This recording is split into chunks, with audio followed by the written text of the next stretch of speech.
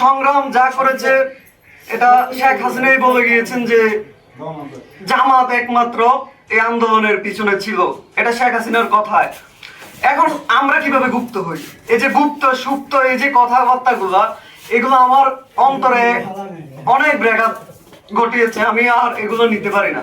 এই যে ফেসবুক মিডিয়াতে আজকে আমি বন্ধু বান্ধব এগুলো আমি আর চলি না তাদের সাথে। তাদের কথাবার্তা সব মূর্খ গন্ড মূর্খের সামিল।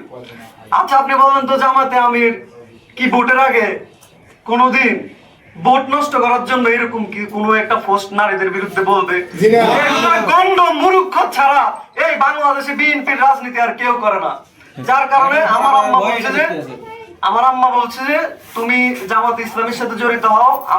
আমার আপন মামা ছাত্র শিবিরের সাথে জড়িত ছিল। ওনার কাছে আমি আমাদের আগামী সংসদ সদস্য ইনশাআল্লাহ ইয়াসিন আরাফাত ভাইয়ের কথা অনেক শুনেছি।